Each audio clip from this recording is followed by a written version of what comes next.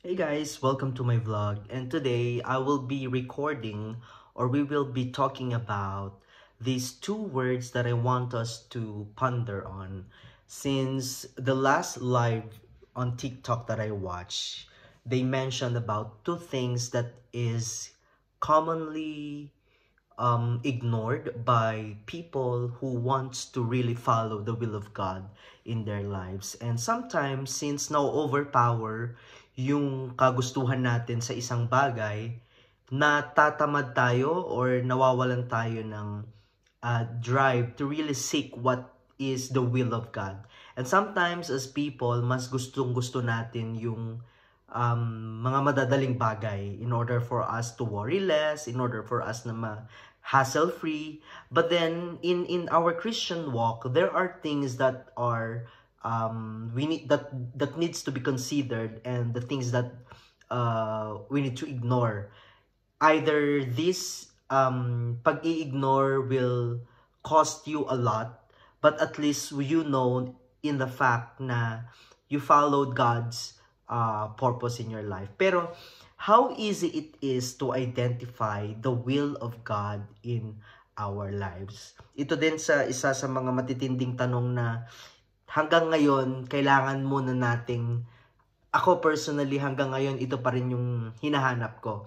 In my siguro let's say 15 years of following Jesus Christ, hindi lang believing but following, since I have committed myself into ministries like in the worship leading, in the outreach program of the church. I even created together with my friends a foundation. It's not yet a foundation. It is an organization that we registered sa local youth development office ng Municipality of Gataran.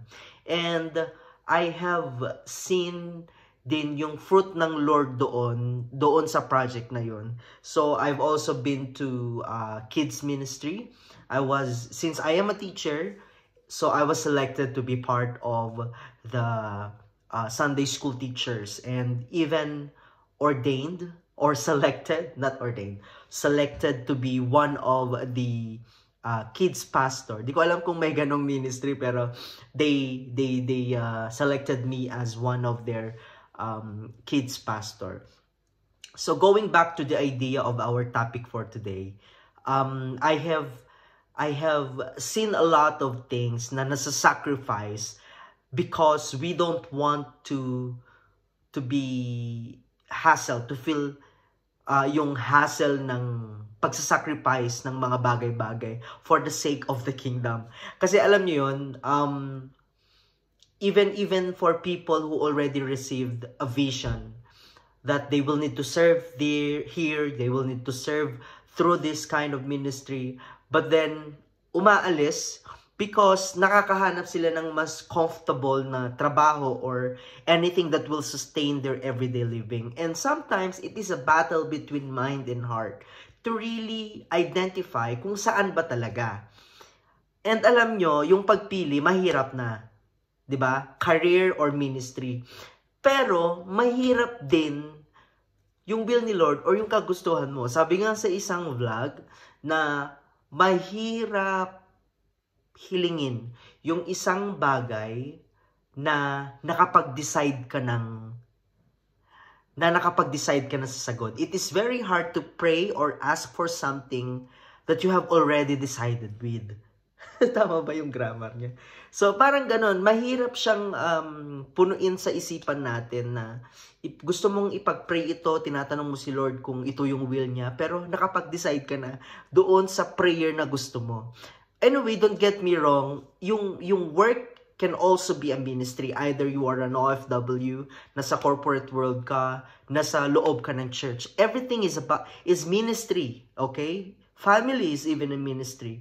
So you don't have to be part of the church activities or the church working group just to say na meron kang ministry. Kasi everywhere, anywhere, kung saan ka nandun, that can be considered as ministry. You need to be excellent on that because yun yung way mo to glorify God, to use your talents, to use your availability, to use whatever you have in you for the glory of God. But there is what we call a higher calling wherein a person will sacrifice yung buhay niya, yung time niya, yung career niya, yung dream niya para sa sarili niya just to pursue God's purpose in his or her life. To die doon sa sarili niya. To die on himself or herself. So, yun yung punto nung topic natin ngayon. The two words which is suffering and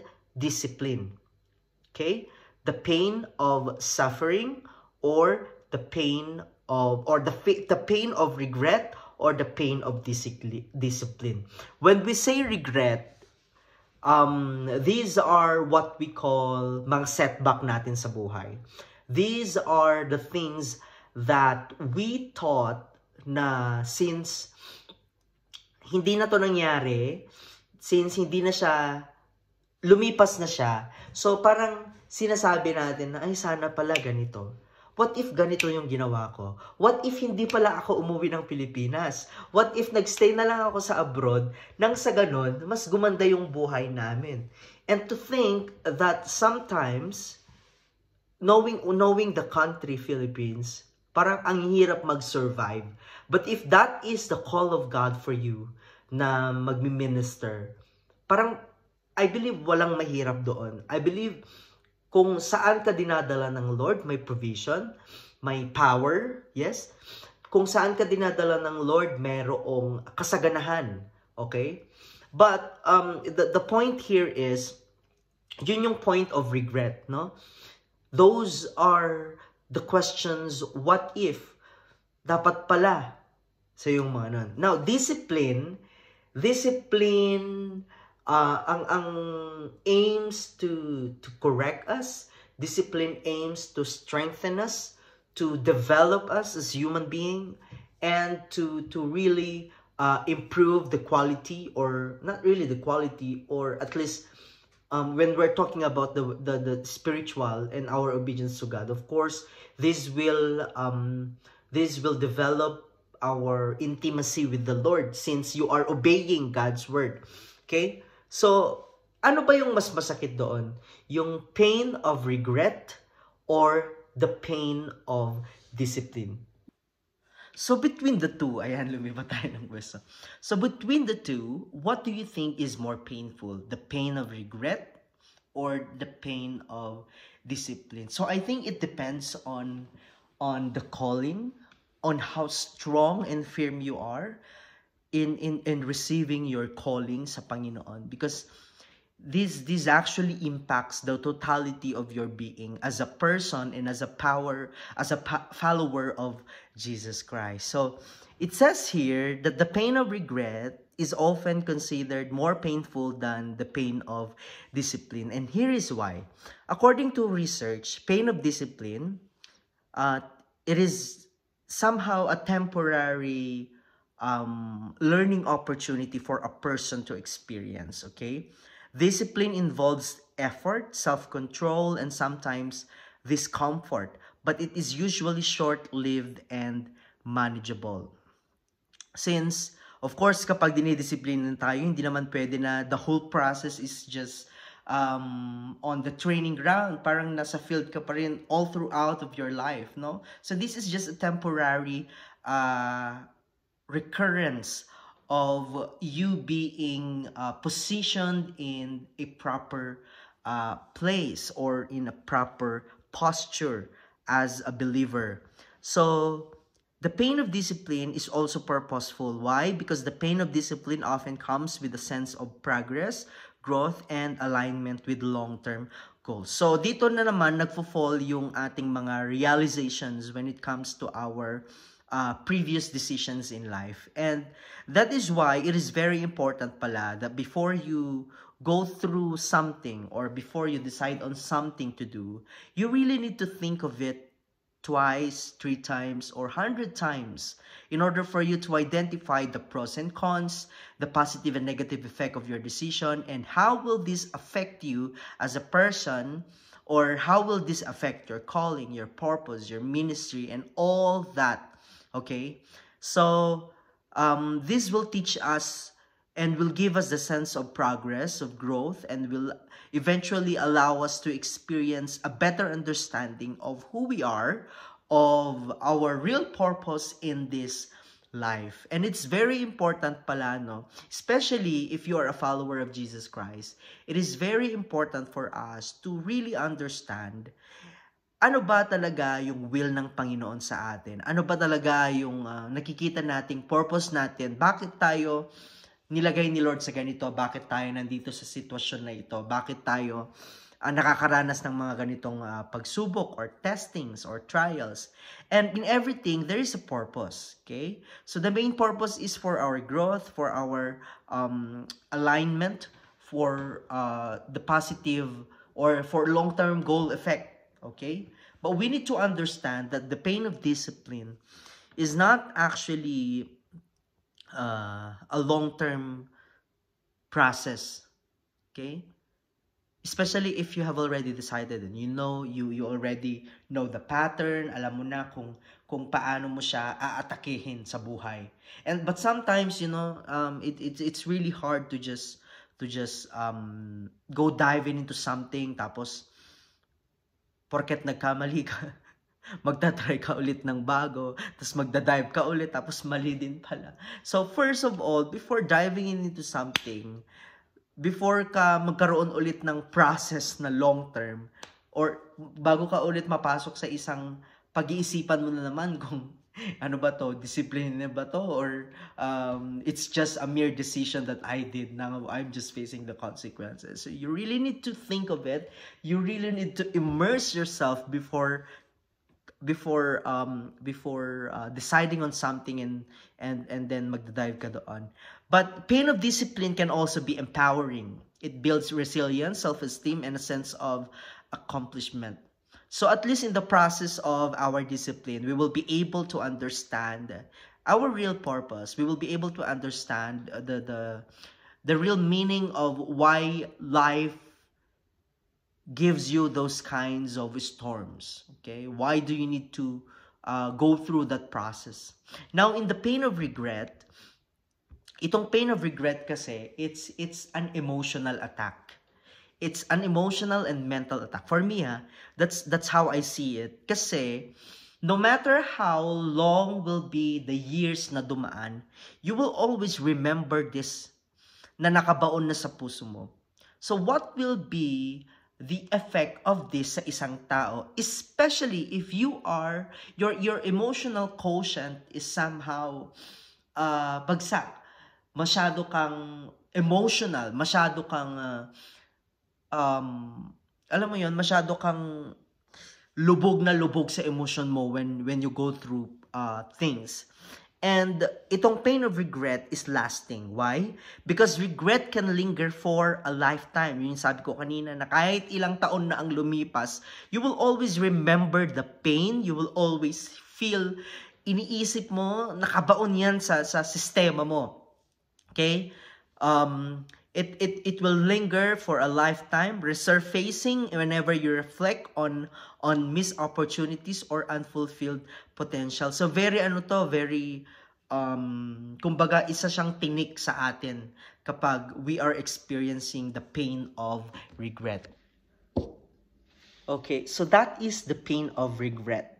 So it will actually linger, or sabi na natin na may nangyaring ganito and then you will remember again yung dinicide mo na parang, oh my God, here we go again. Ito yun eh. So there are some feelings or events in our lives na kung saan hindi naman siya related, pero somehow ikaw, since nag-overthink ka na, you will always reflect on it and you will remember these kinds of things na, ay, dapat talaga ganito. Okay, now, emotionally heavy, it often carries feelings of guilt, shame, and sorrow, which can weigh down the spirit. Alam nyo, totoo to, no? Especially when we talk about relationships. There are relationships that didn't work. There are relationships na hindi nag-work, wherein, when I realize yung point of view na ako pala ang may kasalanan, you will reflect on it. Okay. May guilt na sana dapat pala. Anyway, aside from saying na maybe it's not really the will of the Lord, I can say na there are right things kasi to use as a response into something nang sa ganun sana hindi nangyayari yung mga bagay-bagay na nangyari na. But anyway, pain of regret is also irreversible. When we say irreversible, while you can recover from the pain of discipline, regret often stems from action or interactions or inactions that cannot be undone. It's undone. It can't be undone. Okay? So the pain of regrets. But if you think that your decision to change your path is to correct it, it is to straighten it up, I think there's a proper way to do that, even if it will cost you more. I think it will be better. The feeling will be better. The idea will be better. The process will help you surpass it. Kasi alam mo na yung goal mo is to straighten things up. And you really have to do that. Okay? Parang reflection ko lang to sa life. Okay? So from a spiritual point of view, these two words, regret, is heavier compared to discipline because it stems from a disconnect between your actions and your higher self or purpose. Discipline, while challenging, aligns you with growth and enlightenment, making it as a meaningful struggle.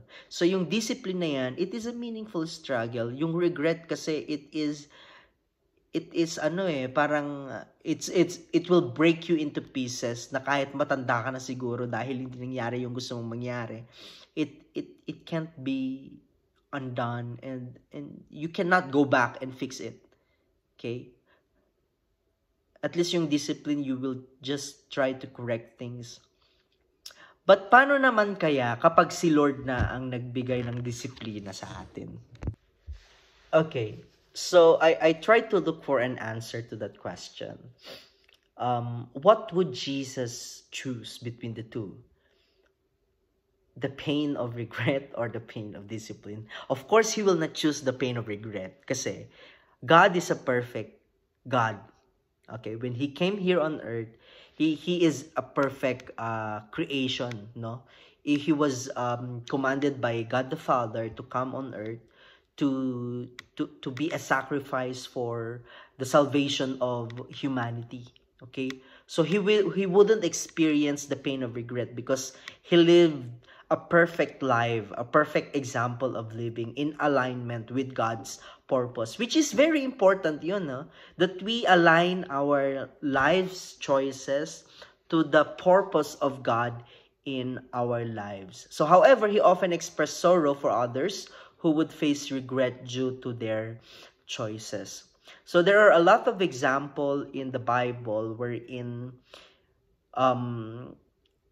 it shows the pain of regret to people whom God or whom Jesus encountered through in His lifetime. For example, it says here, regret of the rich young ruler. In Mark 10, chapter 17-22, a young man walked away sad because he was unwilling to discipline himself to give up his wealth and follow Jesus. Warnings about judgment. Jesus frequently warned about the regret of missed opportunities to repent, love, and follow God. So this talks about the parable of the 10 virgins. So there are a lot of examples here in the Bible that were in it portrays the pain of regret. But here it also talks about the pain of discipline. Jesus would always choose the pain of discipline.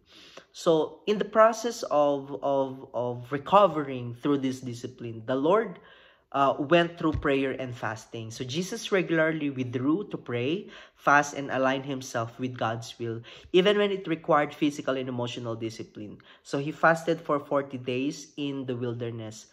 One of the things, siguro, a requirement for you to identify your real purpose in life is to really end yourself with whatever desire or whatever contentment. I mean, anong tawag dito? Meron tayong term doon eh.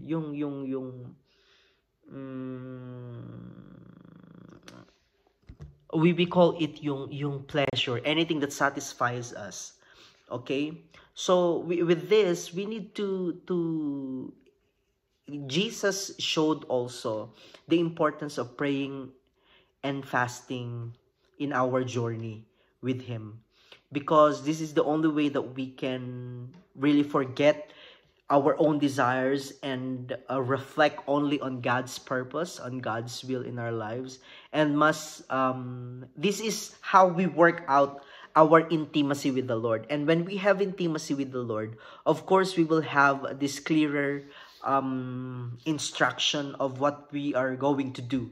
Okay? But of course, it will always depend again on our obedience, on how we respond into the call of the Lord when we receive His words.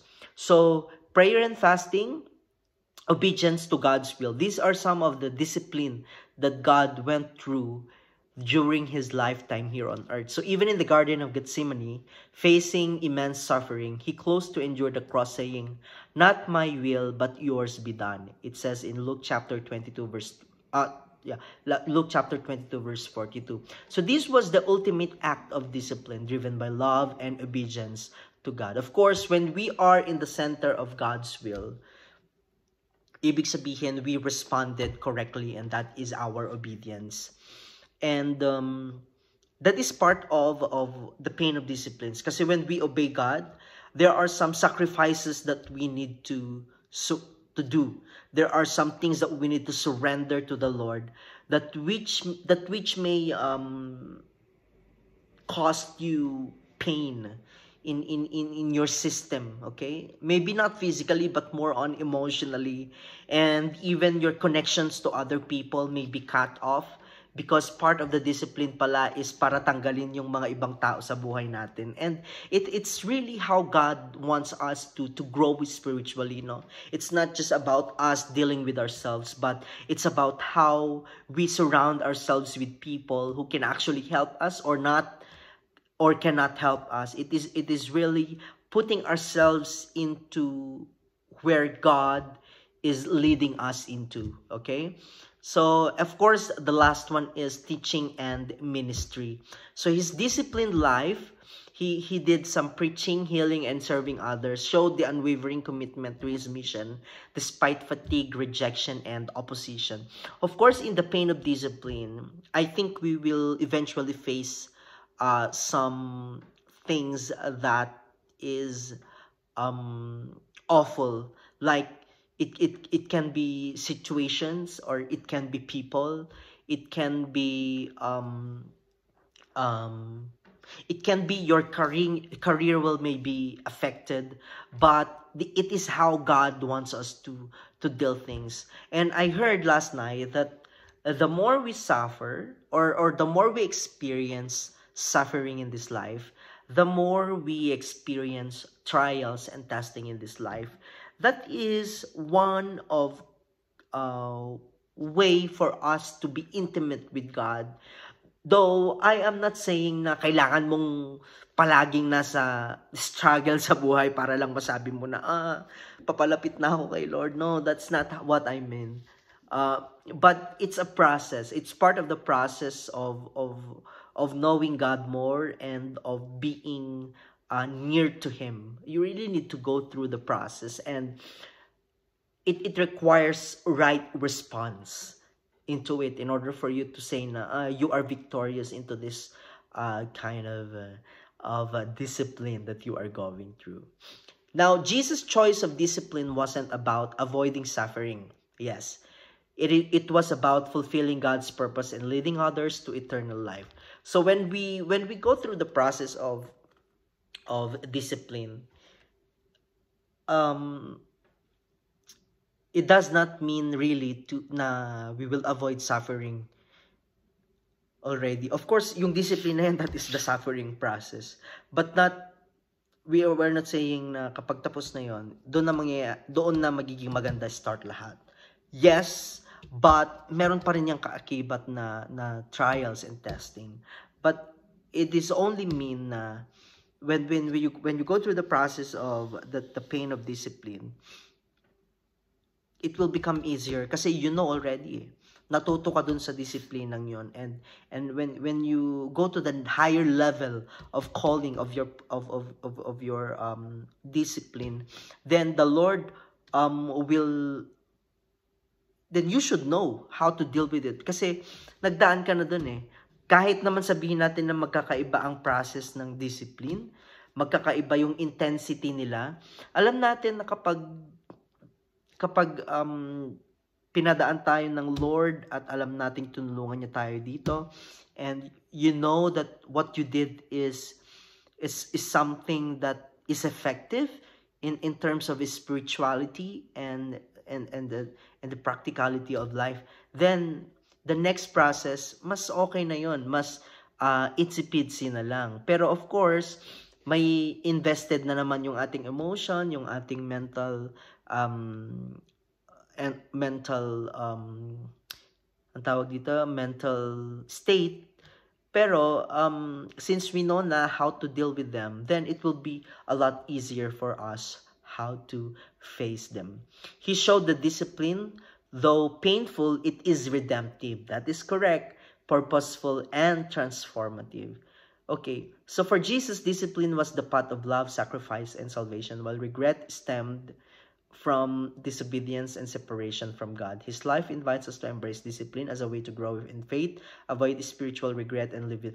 Alam nyo kasi sa buhay, for someone who understand calling us. Okay, anyway, so itong pain of regret and pain of discipline does not actually only points out doon sa personal dealings natin sa pang-araw-araw. It's really part of who we are. As follower of Jesus Christ, you don't only consider your dreams. You don't only consider your career or the career path that you want to take. It's about really honoring God with your obedience. And to add up or on top of what I'm talking about here, this is actually my personal reflection into this. I would always choose the pain of discipline. Kasi mas matimbang ang pain of discipline kaysa sa pain of regret. Yung pain of regret, you may not undone it, but you know na you may not undone it, pero the pain of regret is a long-lasting effect. It is a long-term effect of your disobedience doon sa purpose. Personally, I take that as like that. Okay? Pero hindi ko alam kung bakit ko siya iniisip ngayon. Kung bakit ko siya iniisip na ang option ko kasi is to go home. To go back in the Philippines. But when I go back into the in my home country, I know how will I feel. Parang nakikita ko na kung paano naman yung paghihirap. Though naghihirap din naman ako dito, of course. Hindi ko alam kasi kung paano ko pa siya tinitimbang. If kaya ako uwing-uwi kasi nahihirapan ako sa work, kasi back in the Philippines, I'm a teacher, tapos dito, naging katulong. Yun ba yung nakikita kong timbangan kung bakit gusto kong umuwi? Kasi madaming bills eh, and actually my parents cannot help me sa mga bills ko since nagpapaaral pa kami. And it's really amazing how the Lord used this kind of testing. Itong testing na to medyo social kasi nakarating ako ng France dahil sa mga decisions in life. Okay. Pero I didn't know na dito ko pala may encounter si Lord in a different manner. Here, I have experienced to really understand the purpose of surrendering yourself to God. Kasi pag nasa Pilipinas ka, everything is comfort. Ayan.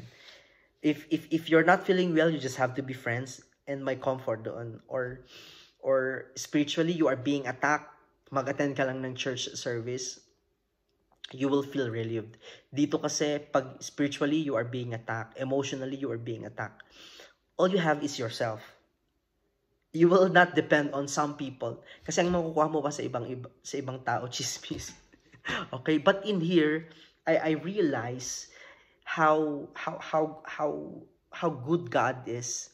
Kasi grabe yung wisdom ni Lord to discipline me in this process of lifetime na meron ako ngayon. So, especially in the first 3 months of my stay in France, nasa Paris ako. So I have my friends, new friends, I have my relatives there. So I can always run into them. And yung ibang bagay dyan na nagawa ko, parang hindi na din talaga kanais-nais sa Lord. And when I got here, dito sa new workplace ko, this is 7 hours away from Paris. So, all I have is myself. I cannot even depend on my boss kasi wala naman din siya dito. Umuuwi siya ng Paris. So, I've been here for like 2 weeks now. And, grabe, ang haba ng January for me. Ang haba ng proseso at ang nangyayari is parang nagkaroon ako ng emotional breakdown. Nagwo-worry ako, nag-overthink ako. I've been through hell, let's say. I've been through hell in my stay here. And I still have February, March, April. Pero hanggang April 9 lang naman. So, mahaba-haba pa yung proseso ng disiplina na nangyayari sa akin. Pero ang naglalaban na talaga ngayon is that if I'm going to, that when my contract here is finished, am I going to stay still in Paris or I will go home in the Philippines? My decision is to go home in the country where I am in. Not because of comfort, not because of happiness, not because of my friends, but because of my obedience sa Panginoon. And I realize it na no matter how you wanted to upgrade your life kasi nandito ka sa ibang bansa, you can never do that if your spirit and your soul is struggling because of your disobedience sa Panginoon. I know that you can do ministry in wherever you are. Makakagawa ka at makakagawa ka ng ministry kahit saan naman tampo yon. But what I'm talking about is the purpose of God in my life. Linalaban ko to pero sana lang pag uwi ko, I will really do yung calling and not, alam mo yon, hindi part pa rin ng regret ko na umuwi ako. Okay? So I really want the Lord to really interfere all my future endeavor or even my future decisions, since it's really hard to identify God's will in our lives, especially if you are spiritually struggling, emotionally, parang no-overpower niya din yung spirituality mo. So hopefully the Lord will really give us the message in our lives kung paano natin to mapapagtagumpayan. Most especially, we are going through a lot of things. And kapag wala ka pa sa will ni Lord, tapos may mga pinagdadaanan ka na nga, it's even harder. Okay? So, these are my insights with regards to these two powerful words, the pain of regret and the pain of discipline. And hopefully, we will be able to identify kung ano yung pipiliin natin. Kung ano yung, of course, we will not choose pain of regret or pain of the sin. What I'm saying is, the result of our choices will fall into these two. So you will better decide what kind of pain you want to experience in life. Ano ba sa inyo yung sa tingin nyo, kaya nyo, at kaya mo bang isakripisyo ang will ni Lord para sa career mo? Sacrifice versus obedience. Sabi nga nila, obedience is better than sacrifice. So, once again, thank you. This is my vlog and see you on the next round. Boxing.